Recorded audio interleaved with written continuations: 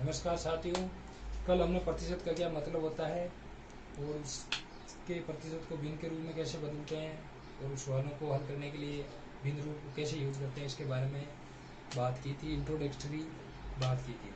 आज हम उसी जो परसेंटेज को भिन्न के रूप में बदल के सवालों को जल्दी से जल्दी कैसे किया जा सकता है उसके आधार पर जो सवाल है परसेंटेज के वही करेंगे आज। तो पहला नंबर सवाल है अपना, देखो पहला नंबर सवाल क्या कह रहा है कि राम के पास 8,000 रुपये है, उसने कुल धन का 30% खर्च कर दिया, तो बताओ कि अब उसके पास कितना धन बचा है। तो सिंपली हम भिन्न को परसेंटेज के रूप में बदल के, जो परसेंटेज है उसको भिन्न के रूप में बदल के एक सवाल करेंगे।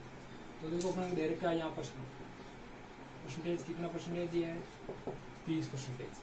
इसको भिन्न के रूप में बदलेंगे तो ये हो जाएगा 3/10। और भिन्न रूप में बदलना सिंपल ही है, जैसे 30% है तो 30% को परसेंटेज में 3 हटते हैं, घटा में आ जाएंगे 100 और 0 से 0 घटते हैं 3/10। तो ये आसान ही है, आराम बदल सकते हैं। तो 30% को 3/10 लिख दिया। अब इससे अपन सवाल करेंगे, जहाँ ये नीचे जो होता है ना हर, वही हमेशा टोटल को दर्शाता है। जो हर होता है वो हमेशा कुल को दर्शाता है, कुल में से। मतलब यदि 10 रुपये उसके पास थे तो उसमें से 3 रुपये उसने खर्च कर दिए। तो यदि उसके पास 10 रुपये थे तो उसने खर्च कितने कर दिए 3 रुपये। टोटल यदि 10 थे, कुल यदि 10 थे तो उसने खर्च कितने कर दिए 3 रुपये। तो उसके पास बचेंगे कितने, बचते कितने हैं 7 रुपये। 3 रुपये खर्च कर दिए, 10 में से तो बचेंगे 7 रुपये।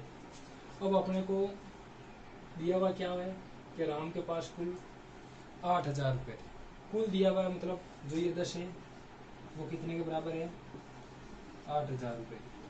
जो अपने टोटल 10 रुपये वो कितने के 8,000 रुपये के बराबर है।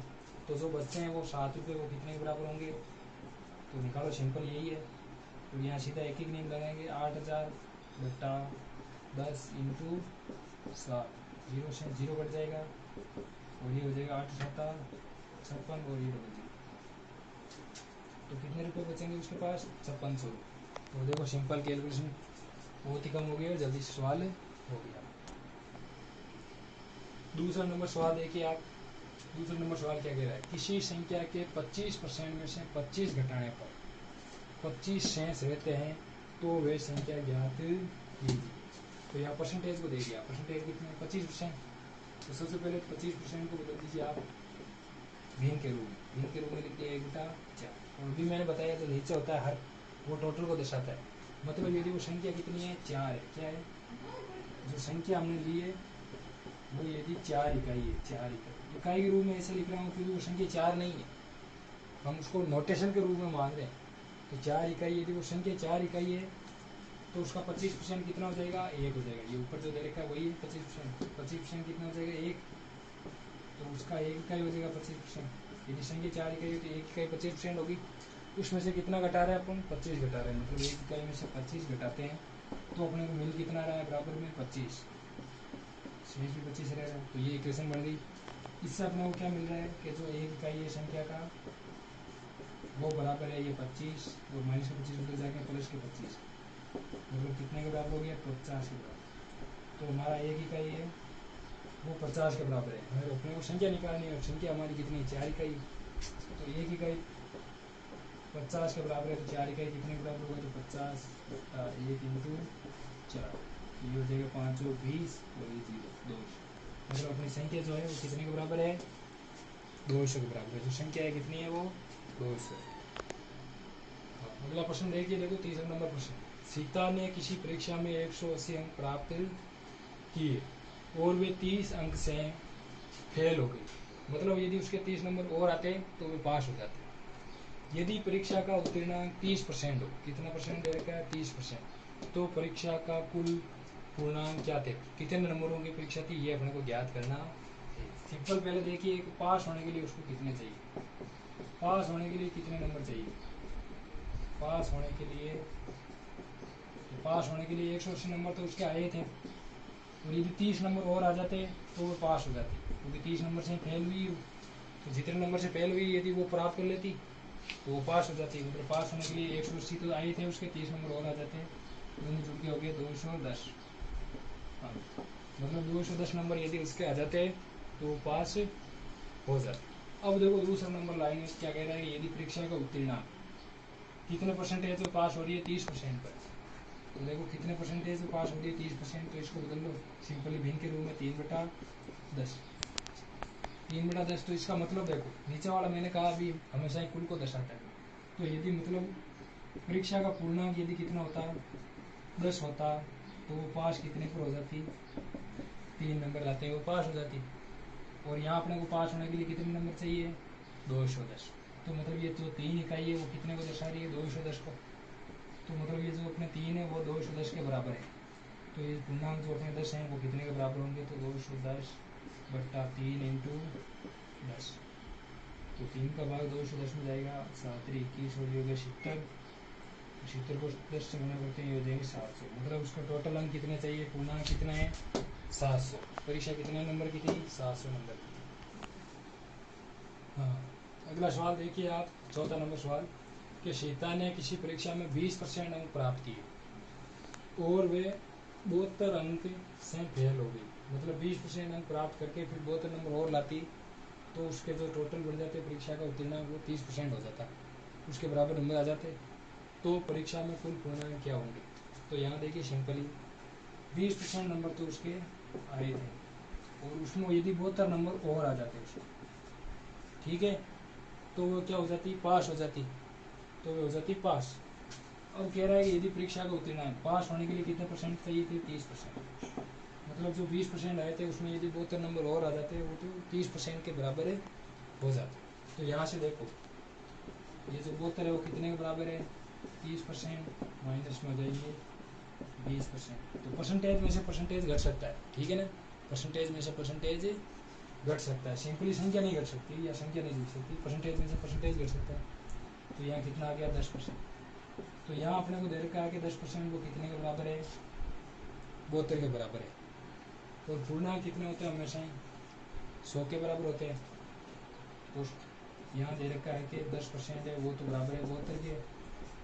तो अपने टोटल अंक होते हैं 100%, तो वो कितने के बराबर होंगे, तो 72/10 × 100। ये 0 से 0 घट गया, तो 72 × 10 720। तो टोटल अंक उसके कितने हो गए, 720।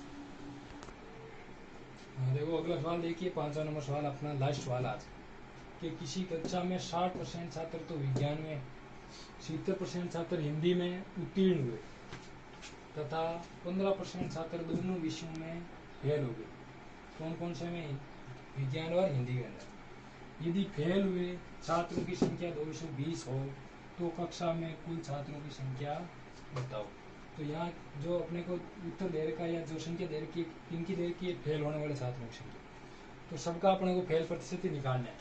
विज्ञान का भी फेल प्रतिशत निकालो। तो विज्ञान में कितने परसेंट छात्र फेल होंगे, यदि 60%, 100 में से, परसेंटेज में से 100 में से होता है, 100 में से 60% छात्र तो हो गए पास, उत्तीर्ण हो गए। तो फेल कितने होंगे, 40%। विज्ञान में फेल कितने होंगे, और इधर हिंदी के फेल देख लो, हिंदी में कितने फेल होंगे। तो हिंदी में देखो कितने परसेंट छात्र पास हो गए, 70% हो गए 100 में से, तो 30% हो जाएंगे फेल। अब देखो इन दोनों को मिलाकर फिर कह रहे हैं कि 15% छात्र दोनों विषयों, जो विज्ञान में भी फेल हुए और हिंदी में भी फेल हुए, वो कितने हैं, 15%। तो ये 15% जो है वो विज्ञान के अंदर भी हैं और हिंदी के अंदर भी हैं। तो ये जो 15% छात्र जो ऐसे हैं जो विज्ञान के अंदर भी फेल हुए और हिंदी के अंदर भी फेल हुए। इसका मतलब कुल फेल कितने हुए, कुल फेल होने वाले छात्र विज्ञान के अंदर हो गए 40%, हिंदी के अंदर हो गए 30%। अब देखो ये 15% जो छात्र हैं वो विज्ञान में भी हैं और हिंदी में भी है। तो एक आदमी दो जगह आ सकता है कि आपको पता है, एक आदमी एक जगह आएगा, या तो ये 15% विज्ञान में जुड़ेंगे या हिंदी में जुड़ेंगे। परंतु ये उभयनिष्ठ है इसलिए इसमें भी है, हिंदी में भी है और विज्ञान में भी है। तो दोनों जगह इनको जोड़ेंगे नहीं। देखो 2 बार जोड़ रहा हूँ, तो 15% इसमें भी है इसमें भी है, तो एक बार हटाना पड़ेगा। एक बार या तो विज्ञान वाला हटा दो या हिंदी वाला हटा दो। तो एक बार ये 15% क्या करने पड़ेंगे, घटाने पड़ेंगे। तो 40% तो विज्ञान में हो गए, 30% हिंदी में हो गए, जिनमें ये 15% दोनों नहीं है। तो एक बार का 15% निकालते ही सिंपली जितने फेल हुए टोटल वो आ जाएंगे। तो कितने होंगे, 40 और 30 हो जाएंगे, 70% में से 15% जाएंगे तो कितना परसेंट बचेंगे, कुल फेल होने वाले 55%। और कुल फेल होने वालों की साथ संख्या अपने को दे रखी है, तो अपने को ये दे रखा है कि 55% जो है वो बराबर है 220 के। तो टोटल छात्र कितने होते हैं, 100% होते हैं। तो 100% कितने बराबर होगा, 220 बटा 55 इंटू 100। तो 55 एकम 55, 55 चौक 220, 4 को 100 से गुणा कर दो तो कितना आ जाएगा, 400। मतलब अपना आंसर जो है वो 400 है। मतलब कुल छात्र जो है वो कितने हैं, 400। इसी तरह आपको यदि इसके परसेंटेज के अगले सवाल देखने हैं तो आप कमेंट में कर सकते हैं। यदि आपका कोई विशेष क्वेश्चन हो जिसका आप आंसर चाहते हो इस विधि से, तो आप उसको कमेंट में दे सकते हैं।